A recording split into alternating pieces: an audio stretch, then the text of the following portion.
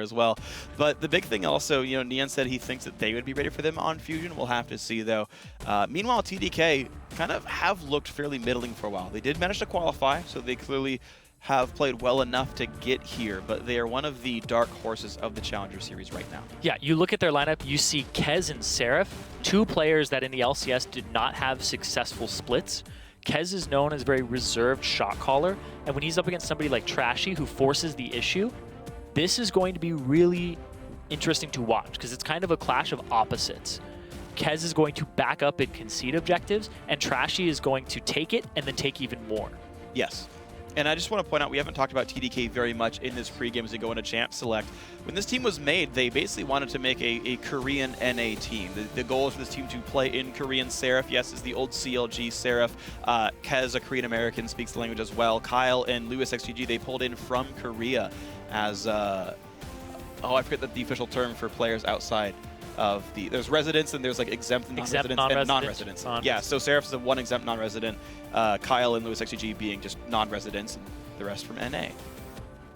So they formed that team to play in Korean, like you said. Yep.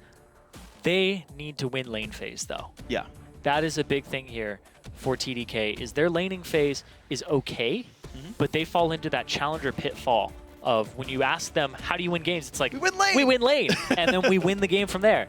When you are facing equally skilled, if not better opponents, counting on winning lane is not a good strategy. Right. You need more than that. You need decisive shot calling. You need team cohesion, and they are not on that level just yet, but given some time, they could get there. Well, Kez, of course, a very experienced shot caller. We saw him on Complexity. That is, of course, the old Kez as well. Had some good runs with Complexity. They would typically win their long games, and I do attribute a lot of that to Kez being able to navigate the team. Right, exactly. So TDK, if they can bring him out far enough, maybe Kez can bring in his old experience here. But the first pick, Janna, to get ourselves back into the champion set of things, will give TDK the ability to disengage and play longer games. Yep. That long game is where Kez thrives. Hashtag 80 minutes the dream. He was a part of that. And I remember talking to Prolly, and he was saying that Kez is the guy who's like, no, you don't need to fight that. Back up. And he'd probably be like, no, I want to fight. And he's like, no, get out. You don't have to fight that. Yep. Seed objectives, live to fight another day in a higher percentage fight. Smart choices overall. The Kalista, though, that was so feared in the Fusion matchup there that was first picked or banned by them, is going to go over here to Otter, though. He had a great Sipper game, 5-1 and 20, I believe. Now he's giving Kalista a more individual playmaker, and lo and behold, Graves Janna, the matchup chosen to face against Kalista. Yep, it's a matchup that is extremely good.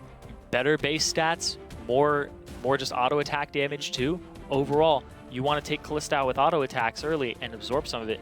It's the matchup to do it with. They put the Morgana on there, though, to make sure that Kez didn't pick up something like a Vi or something that can dive this and lock it down, so it helps Kalista stay mobile. Yeah, even the Vi steal comes in all the same. And the thing is, at this point now, Sion and Morgana are flex picks. I was wondering when we were going to start seeing Sion support. I've been waiting for, since the rework, essentially, to see when Sion support came in. We did see it in the off-stream games yesterday, exactly. You can find the VODs. We actually did some of the highlights of it earlier today. So I don't know where Morgan and Sion are going. Morgana doesn't strike me as an Inox champion, though. He likes champions that go in, right? So a lot of these, I just even want to jump at the bans here. A lot of these are targeted across the board. Like mid laner, NME eSports wants to set Inox up with the best matchup possible. That's why they're also last picking him, so that he knows what he's getting into here. Yeah. And if it is a flex pick, they have the option to send him into a bad matchup or a good matchup. They're going to send him into the good one every time. Well, Vlad top lane is going to be the grab here for Seraph with Azir mid, I assume. Although I guess I've seen this champion in the other roles as well. Haven't seen Vlad in a very long time. I also got to point out, no J-Span and Kyle didn't go for it. If you guys don't know Kyle, he's like the epitome of the Jace god from Korea. And to not ban it and then not pick it as well by TDK is surprising to me. Yeah, you ever see Master Challenger Jace videos? It's usually Kyle, but he got it one time, I think, in the past. And then people were like, never again. And then I remember Reddit was like, why are you giving Kyle Jace? And they risk it here, too. But he doesn't pick it up.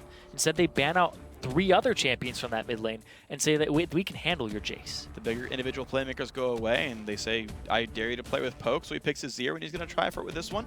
Again, we are on 5.2, so it is the old version of that champion. Yeah, the pre-nerf Azir, the right way to say it. Xerath will go mid lane for Inox, so he will play something back and safe. Yeah.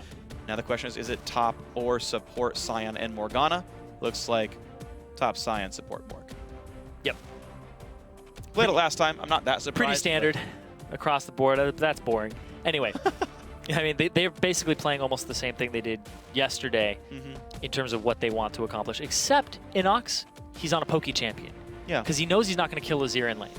Right. Azir is a very difficult champion to get to in lane. You have to go really hard on dive. You had to pick something ridiculous, like maybe like an Akali or something, to continue to get to him. But even then, you have to outplay his wall. So he's just going to sit back and be like, all right, you know what? I don't always have to kill you in lane. I can sit back and poke and be a siege tool for my team. I want to see how this works out for Inox, though. Because that does not strike me as his style. He did at least play old Nidalee back before she had to use Cougar for him. He was poking all the time. Yeah, so it is a poke champion, just like it. There is some of that instinct still left over for Inox. And again, you expect any top-level player to be able to emulate more than one style. I think players will always be best at one given style, whatever their natural inclination was, but they can get that second style to like a 90% mark. And Inox, again, used to play Nidalee all the time, so it's something that I expect he's going to be okay at regardless. But getting our team comps in, you still have to give a pretty big edge to the team with all this great poke power, the Azir, the Janna to back it up, the Graves as follow-up, but TDK haven't looked the sharpest. Yeah, TDK, their team cohesion leaves something to be desired. They need to get through laning phase, even or ahead, to actually operate. Whereas NME can pretty much operate at any stage in the game as a team, as players. They don't really care about momentum too much. Yeah. Well, Flares does. He's playing Sion. All he has is momentum. Sometimes you just can't stop it. There's no brakes. No brakes in the Sion train.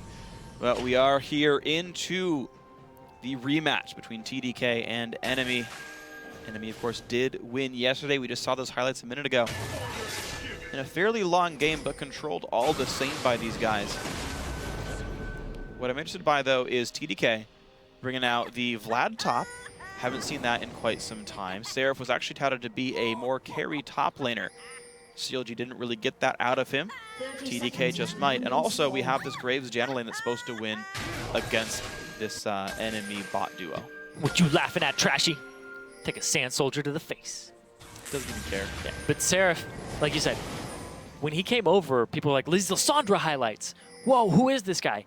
His Nidalee highlights were really just crazy. And then he comes in and he's like, Shyvana. Yeah. Renekton. Playing all the meta things, and people were like, Dave 35 of the LCS. When is Seraph going to play a carry? And he never got to do it. The one I remember actually of him was he was Jax against LMQ, and he started out 2-0, and then still lost to Ackerman when he was like a level up and 2 kills ahead, who was on Shyvana that game.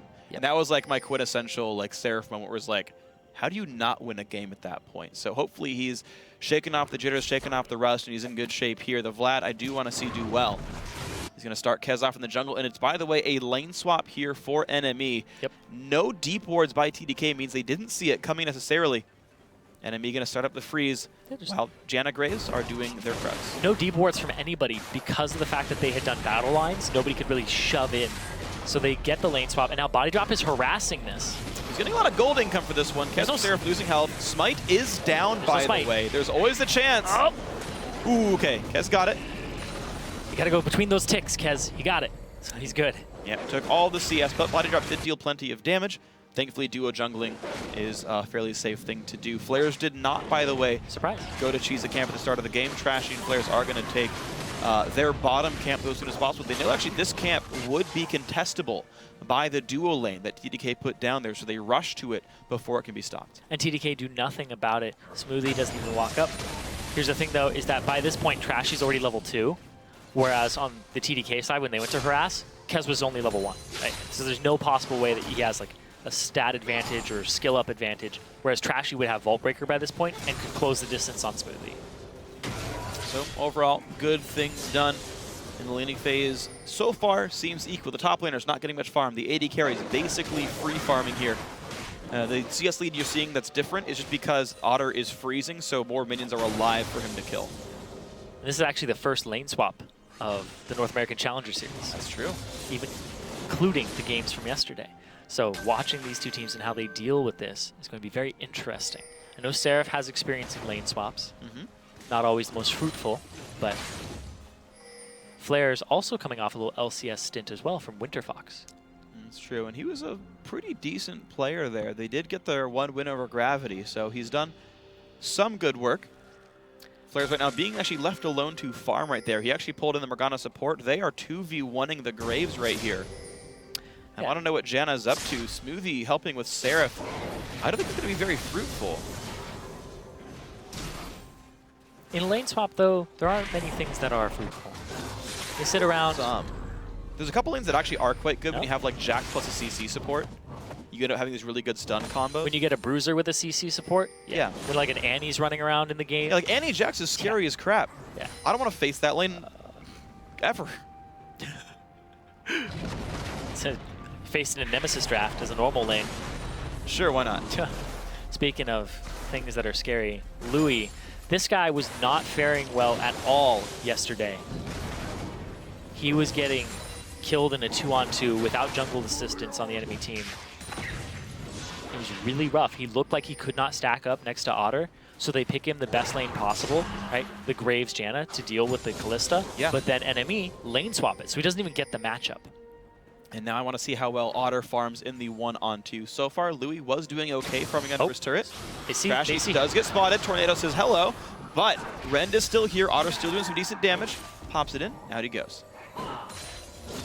So Otter's going to have to auto attack, get some HP back here. Seraph has more potions left in the tank, so he's got the sustained advantage.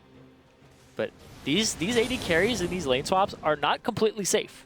No. You get to the point where the bruisers and the top laners kind of shoot past you in power within a support next to them. I think right now it's mostly when the jungler shows up, because neither air quotes top laner has great hard CC, so the follow-up's just kind of not there. But if Vi or Rek'Sai do show, then it is. And it means that ward control has to be given to these AD carries. Or a support.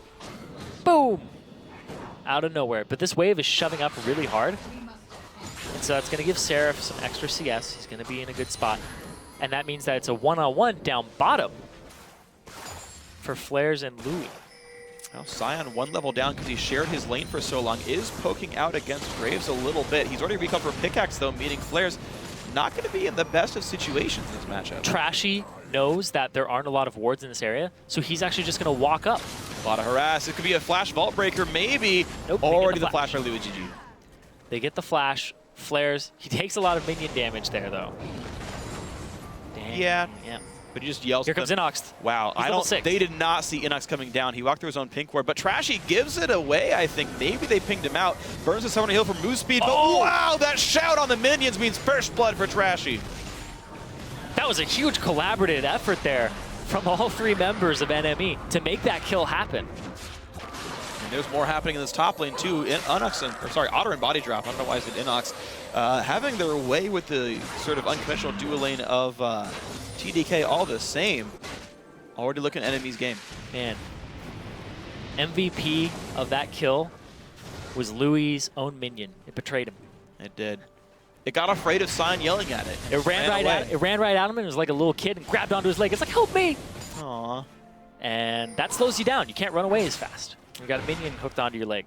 Freaking Munchkin minions. Why would they betray me? They already block me enough walking around. I know. That's why I buy Phantom Dancer. That is why. Also because I like crit chance, but yeah, you know. Higher crit chance, but you can also walk through them. Disregard minions, acquire kills. There you go. Or just play Fizz. Oh. Or Rift Walk over them. There's so many ways to deal with minions, guys. I don't know why you complain. Phantom Dancer on just everything. Tank. Yeah, I'm done with this playing Rek'Sai in the jungle. Get a Phantom Dancer. Hey, did you watch the Season 1 commentated cinematic? Phantom Dancer's on Katarina. Ooh. Props to those who get the reference. That's right. Well, top lane under fire. Body Drop getting money for hitting the turret. Why the heck not? Smoothie has very little to do here. The teleport by Seraph, though, And he is going for a sustained build. Yeah, he needs a sustained build. He keeps getting poked out of this lane. Otter is level 6. He can Fate's Call body drop in, so Seraph needs to always be topped off, or else he risks being engaged on. 2, 3. Wow. That's why he's Serpentine. All right, Inox batting 0 on Xerath so far this game. 0 for 3. The poke style, he worked out with his roam down bottom. But here's another roam. Hold on. Ooh, whoa. Good flash by Flares. They expected that combo to work. Lost his ult for it, but at least he's going to stay alive. It's one of those situations where you can't unburrow while in transit. You have to wait for it to complete, and it gives him enough time to flash away. So. All right, good retreats here. Kez is 6, has already ulted once to a tunnel. TDK, though, holding a 600 gold deficit. Not too bad. They're getting farm in most of those lanes, but the kill being the big difference here. Callista, actually, first item Zertgreaves, interesting. Really wanted the mobility. Yep, because her passive scales off of the rank of her boots. Yes. Not so much attack speed. Attack speed lets you helps. use it a little more. It does help. But the distance is based off of your boots. So that's what he's going for, is just the mobility. Look at that. Whee! Oh, we don't see him again. No! But look at this. They know the flash is down. He has ulti, though. But Vi's coming. He's got Trashy around. The ulti is popped. Doesn't do much, though. Flair's still forced to walk slowly. No ult for Graves. Will they re-engage? Trashy is 6. They don't seem to want the fight, though. Flair's without mana means they back off. Also, Azir, the first one to rotate over, gets pinged out, but they leave. All he's doing is placing wards down, so Kyle is covering the sides. That's all they get for that. The flash is already down. They might go for this dragon, though, knowing that Trashy is about 3/4 HP. Flares does have his teleport available. He's still clearing this bottom wave. Yeah, well, lopsided lanes means TDK gets the chance to start this dragon without much contest. Flares recalls. He does have teleport. If they can get a ward down here, Trashy. They TP to the turret. All right, so he's not going to try for much. Inox. They're waiting. They look for the play onto Seraph. Black Shield ulti gets popped. Seraph does not have summoners. They're going to chase this one. He's not 6 either, but they can't stay under the turret that long. In comes the engage. Who's got the steal? It does go to the blue team. TDK gets Dragon number 1. Inox does not get knocked up by the Janna, though. No slow by Azir either. NME have a very, very tanky Scion. Top lane outer turret goes down, and I believe Inox missed all 3 again. Yeah, Kyle doing a good job. Zigzag. That's what you got to do. It works perfect for him. Yep. He's going to be happy. That was actually a 3-on-4, too. Yeah. So they end up just poking and disengaging. And meanwhile, nothing really happens for NME or TDK. TDK get a dragon, but NME grew a farm lead. Yeah. They've gotten a ton of minions now on Otter. And you can see what you were talking about before about being a little bit hesitant and not overcommitting for objectives. NME do not give up any kills for that dragon attempt. They don't go straight over that wall. And Kez wants flares. They're trying so hard to pick off this Scion. He does not have any escape tools, but his health bar is big enough that it's not going to matter. Knocks up Kez and walks out safely. You're not holding the Scion down. Fixes his giant's belt and walks away. Yep. Flashes the buckle, too. Got to do that. It's intimidating. Oh, of course. You got to have a flashy-looking belt buckle, too, right? It has to say something like menacing on it. Like, I was listening to the cast earlier today with, in EU. It was like, Scion's running away, cowards! And he's running away from them. He's referring to his summoner that was making him ult out. Or was it 2-on-1 and calling them cowards for ganging up on him? Yeah, that's just smart strategery, okay? It's a legitimate strategy. Yes! League of Legends is a team game. If you die to a 1-on-3, that's still your fault. So somebody's like, why are you camping me? It's a legitimate strategy. Yeah, your flash is down. As you run back into the bush to camp them more. Yeah. Oh, Trashy knows a ward sees him. Where's it at? Not that one. Checking the rush. Guessed wrong, homie. It doesn't matter. It's pink. He sees it anyway. Very good color matching here. The Oracle's the ward and Vi herself, but... And Hot Shot's hair. Nice, very true. Hot Pink GG. Lewis X GG. Coincidence? I think not. Nope. Is that Illuminati? Yep. There's so many triangles in this game, you don't even believe it. Look at that. They just need one more. Look at between the positioning and triangulating between Otter, body drop, and smoothie. Yep. It's a triangle. Wow. Confirmed. Now it's a line. The whole time, there it's a triangle. Boom. You can make a triangle between any 3 nonlinear points. So, I mean, pretty much no matter what, you get triangles. Actually, question. Does it have to be an equilateral triangle to be Illuminati. Can it just like be a random obtuse triangle? Actually, I've never seen it not be an acute triangle. It's always an acute triangle. An acute? Yeah. Okay. NME, though, making some cute moves around the map. 2 turrets down so far. Zerker Greaves, BF Sword, Callista. 30 CS up, by the way, over Lewis XGG. They managed to hold that 2-on-1 for so darn long. They made it a free farm lane for Callista. Got her out of that lane easily, denied a bunch of farm to Vlad, and Sion escaped getting camped. NME, so many unsung, like, great moments by them in the laning phase. It's a win across the board for NME off the lane swap that they made happen. Like I said, TDK, if they get out of the laning phase and How do you go behind, 3-0 on turrets in a lane swap? you kill all the turrets. Yeah. No, you just have superior lanes where people are playing the lane swap correctly and slowly but surely getting pressure. Because it's 14 minutes in, and like you said, they have all 3 of those outer turrets. You get the pressure, you get people to take the fights in the right places, and to not engage the fights. Like, they didn't go so hard on the Dragon. Yeah. Was a 4-on-3, and they didn't get punished for it. It is worth calling out that although we say it's 3-0 on turrets, there is that Dragon that TDK went for. You can argue whether it was worth it or not, but they did. So, again, you can argue that, and I'm not disagreeing, but they did make the choice to say, we want Dragon instead of, probably they would have gotten bot lane turret for it. So that was the choice they made. They got something off of the lane swap, off of the lane allocations, but gold is certainly in enemy's favor. Yeah, then gold definitely means a lot more right now than the 6% AP and AD. At least in my mind. You're going to change your tune when they get Dragon 5 at, you know, 34 minutes. And oh, man. 20 minutes from now, when they pick up Dragon 5 and their Nexus is dying. It's worth it! Hey, if you get the comeback. Yeah, if they can get it, like, that's the thing, right? Is it's not worth anything, but it is an investment if it pays off. Yes. But that's something. Big, not worth that. That's a big if. Yeah, it's not worth a lot, though. And, like, when you get these 3 turrets, you get money to spend on wards as well. You get money to build your next item. So they hit breakpoints and they can continue to push their lead. Yeah.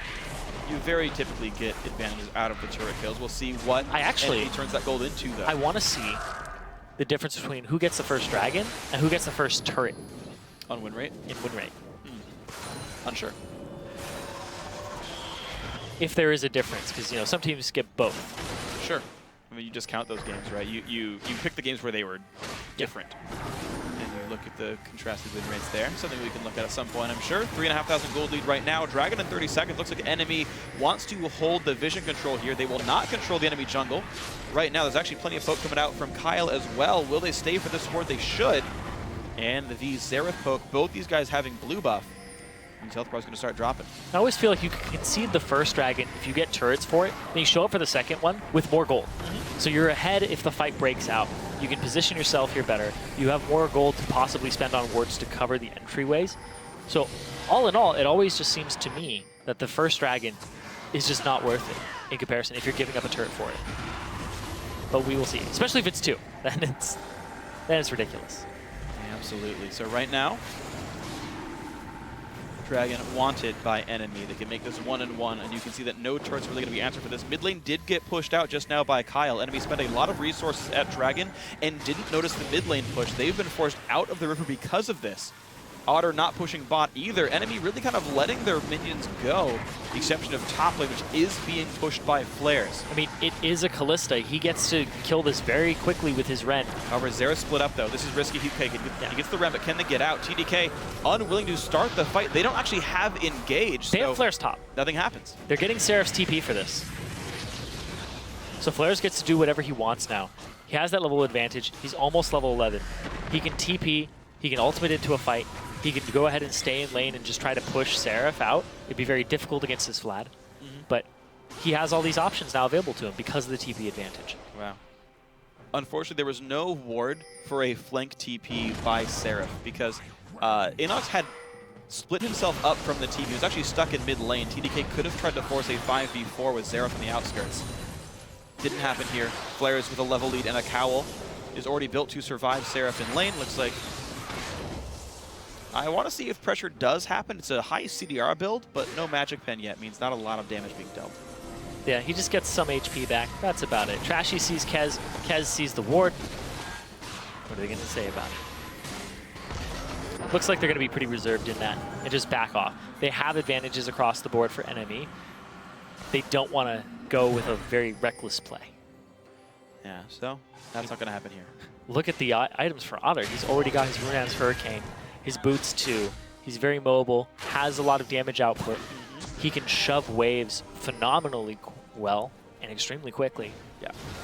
And he's not far from Bloodthirster, which means life is going to be painful. Now, what I want to point out something on the other side, though, is this Graves build, because it was something I've been thinking about for the last couple of weeks, and I wondered if it was going to be a real build, and it's Youmuu's first Graves.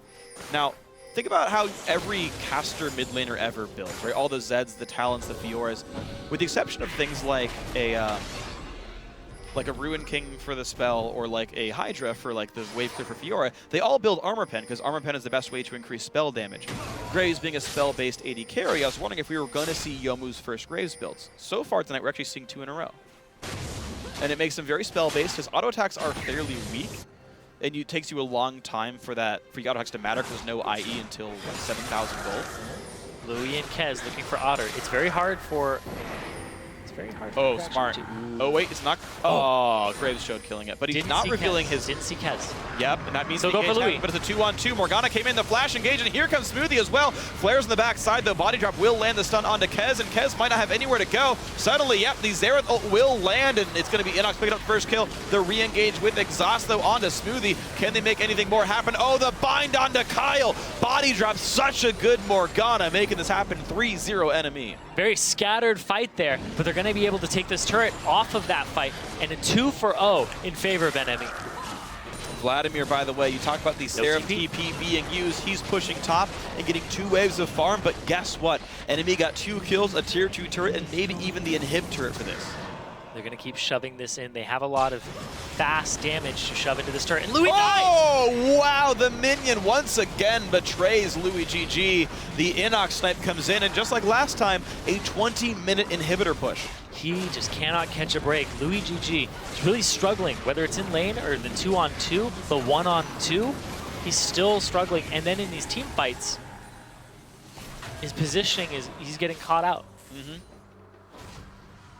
Things like that are very rare. Yeah. Well, the lane counter pick not happening at all thanks to a lane swap by NME. They got 3 turrets from the lane swap as well, and their mid lane pressure. And all they gave up for this entire game has been 1 dragon. We're going to see that again. They didn't know Kez was in there, so Kez actually flashes to get onto Otter. So Otter is now disengaged. Kez can no longer close this distance because it is almost impossible to close on a Kalista as a Rek'Sai after using your move block. And now, Trashy, I thought he was going to go on Kyle here. But he goes for Smoothie, and instead they get the CC they need onto Kyle. Right there, the binding into the decimating slam. Really good lockup there on Kyle to stop him from outputting damage for the rest of the fight. Body drop's target switching was just very, very sexy there, and a very well-earned fight as a result. Wards get cleared out for both sides. And we sit on a 6,000 gold lead 21 minutes in for NME. Now, where is their next point of pressure? Bot inhib is already dead, and with minions that scary, it's going to take a lot of effort to clear out. Immediately to the top lane here. Kill all these Rek'Sai tunnels, get a little bit of gold on your support. But that's not the big thing. The big thing is everybody is moving towards this part of the map because they have a dominant gold lead. They have this bottom lane shoving. Seraph now has his TP, but they have the damage to take out this turret very quickly. You think, though, still some respect is given. You have to remember the fact that Azir can knock you in. You still have a lot of burst coming out that is available from Vajana shielded Graves. Once again, the bind onto Kyle. All 3 shots there. Gonna just needed to warm up for a bit, and he made it all happen. That's wave getting cleared. That's their big wave clear gone. Louis might have to blow his ultimate this wave to clear it. But look at that. Here comes the engage. Otter throwing him out. So much threat by Body Drop landed. The Binding Flares gets a stun onto Kez as well, and they will destroy Smoothie. 5-0 in this game. They've got another wave coming soon if they want to take down the inhibitor turret as well. Sucking that Smoothie through a straw after that one. He was completely just destroyed. Now they get to push this. Seraph has been MIA for the last couple fights. Yeah. He's just off doing other things. He TP'd, but like nothing comes of it. His TP is not very impactful on this Vladimir. NME absolutely outplaying this game. The 23-minute siege, all the damage coming out from Sion, Xerath, and Morgana binding as well. They're looking for inhibitor turret number 2, 23 minutes in. A lane lead turns into just crushing advantages. They are not letting up at all. And now 23 minutes in, inhibitor under fire. Kez goes in, it's a 5v5, but first kill comes in already. Flair's forced to run away though. Seraph ult is on him, but he's gonna go drop down so fast. Body drop doesn't even die for the trouble, so 2-0. Now Otter though does get shut down. Finally, a kill picked up for TDK. That was his last spell that you could cast there. Inox has his ultimate available, but he doesn't have the mana for it. Oh, there he goes! Boo! Kez, Kyle! All right, he dodges. Given the chance, Kyle does dodge very, very well. You can see the mechanics of the players on TDK, but the problem is, NME play this game so much better strategically, from the lane swap to the sieges afterwards. Yeah, and when you get behind in a lane swap like that, you give up all those turrets, and then you're against a team that knows how to get vision control of where they're headed. Look at that topside jungle where they were just at. They gave themselves so many options. They were like, you can't flank us. We'll know when Seraph is TPing. We have the coverage here. Even if they wanted, like they couldn't get that top lane turret, they'd be like, okay, we can rotate middle and then jump between the two. They set themselves up for something that didn't happen, but they had the option to do that. It's really, they were able to push that off of hitting Kyle out. Yeah. And what's cool is those wards might last just long enough for them to take Baron afterwards. Oh. Solo kill. Dang. Inox just straight destroys Seraph there, and they're going to take mid lane turret. Like, they're taking 3 objectives at the same time. Kalissa's setting up Baron. Dragon's going down to Trashy right now, and mid lane's already under fire. Just all across the board here, NME are looking really good in this matchup. Yesterday, they had a game where it was 30 kills to 10, and it ended in 36 minutes. Today, it looks like it's going to be a lot faster than that. Not many fantasy points for the NME players out there. Actually, none, because you can't pick them. It's Challenger Series. Good call, right, Freak? I know. You used to be able to pick flares, though. He was in it for a week. Wouldn't count for this game, though. This should be a pretty quick Baron grab. Otter presses E, and Baron killed. Kez gets rooted, flashes and tunnels away. He's going to live, but NME now wearing a Baron buff 25 minutes and 20 seconds in. Bottom inhib respawn. Top lane inhib never seemed to go down, because they did lose the fight after all. Now they have multiple places to apply pressure. Flares has his teleport back up. And here's the thing too, is they don't even have huge level or experience leads on NME's side. It's not like anybody's running away with the game in kills or CS. Yeah, it's really just the player. Objectives. The objective calling is what is getting them this huge lead. It's those turrets, right? Seraph is actually up in CS by 50 because he's been split pushing. And then you look at Otter, he's up by about 20.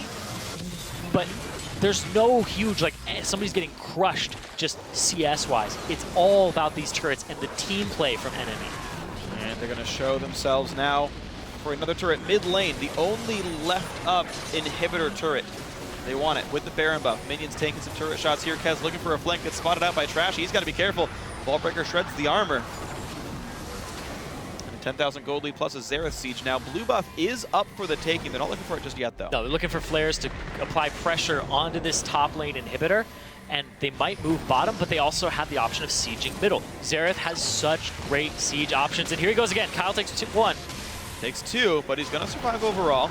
However, it gives him enough time to push down the mid lane because Azir is out of the fight. Down goes the turret. Inhibitor under fire. Seraph gets caught out. Ren takes the kill. That's a lot of people now not able to fight back as NME looks for a double inhibitor take at the same time. Otter picks up 1. They could go there we go. They could go for 3 inhibitors here. Sure, the bottom one is unturreted at all. There's a mini wave looking at the Nexus right now as well, but looks like close bind. Triple inhib, safe advantage. Why the heck not? Baron's still here for a minute, which means they can push in the succeeding minion waves now. And it's just minions all over the place. Not much TDK can do right now. Louis forced to back away. Poke from Xerath pushing him out. Flare's gonna TP in from the base after he buys one more item. Buys a Haunting Guise just for fun. Gets a mask for his Scion. There's every turret possibly able to be killed. In comes the Nexus push. 27.5 minutes. NME never let up all game. 1 kill, 1 turret, 1 dragon. That's it. Very dominating, commanding lead there. Not off of playing team fights until they already had a big advantage, right? You get those tiny advantages, create them, make them even larger, off of getting turrets, off of rotating, knowing they can't fight you. The threat of a fight It's kind of like old Nidalee with the Xerath in the middle there. Threw his ultimate out, not to get kills, but to at least do damage to their wave clear, and then their wave clear backs off, free turrets. Yeah. I'm just very impressed with the enemy shot calling. Yeah. The things they did well. Outplayed the lane swap, outplayed the mid lane, outplayed the second half of the lane swap where they pushed down to bottom turret because they already have an item lead on their AD carry. They outplayed with the TP advantages. Knowing Seraphs is down, they pick a fight in the extended long lane and teleport their Scion down there, knowing it's 5v4, knowing it's going to work out. Is crazy. This is a team that you need to keep your eye on. Yeah. They're 2-0 right now. They played against TDK twice, won in 36 minutes, cut that 10 minutes off of that, ended in 27. They look really good right now. This is the team to beat in Challenger. Well, so far they're alone in first place at 2-0. Obviously, very early on, we in fact still have a game 2 to come up. They're only 10 games, though. Sure, They're right. only 10 games before playoffs. Right. So you already start out 2-0. You're off to a really good start. You can't start off going like 1-4 and then being like, all right, we're going to come back. You have to be good right out of the gate here. I know, exactly. It's a fairly short season. They qualified in, and if you want to get those top spots, you can make it into the playoffs, qualify for an LCS spot doing all this. So, NME 2-0.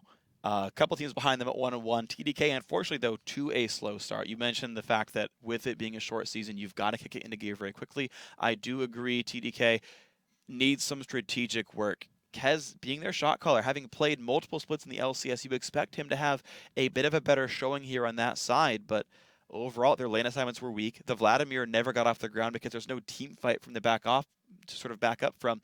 It's a damage dealer. He got as far by split pushing, but the rest of his team fell apart in front of him. Yeah, and TDK weren't really able to do any damage control, and I think Louis is a big part of that. He's not winning the 2-on-2s. He's downright losing them and dying. And then in lane swaps, he's still not playing them 100% correctly. He's like 70% of the way there. But when you're the AD carry and you make one misstep versus a bruiser who can outduel you, you're going to feel that pain. And if you don't have enough ward coverage, like your support should ward for you and then leave. Right. Or else you're not covered. You can't shove up. You can't deny CS from the top laner. Yeah. There's a lot of things here that kind of amalgamated into this big lead that they ended up with on NME's side. Yeah. But not to take anything away from NME. They played this so well. Crazy well. That was a really impressive and clean game. Yeah. Just all through every lane. Like I'm thinking back on it. Like, Trashy was in the right places at the right time. He knew where to be. Inox did a really good job of roaming on a Xerath in a lane swap. Like usually in lane swaps, mid laners just clashed each other forever. Yeah. And it was like, nope, going bottom. And then he made it happen. He gave his team that avenue into the game. I thought that was really well done by all of NME across the board. I agree. So, great start by NME. 2-0 first place team in the NA Challenger Series so far. Guys, we're going to take our final break of the evening, and when we come back, the TSM and CLG rivalry returns and makes its Challenger debut. CLG Black and TSM Darkness go head-to-head right after this. Don't go anywhere.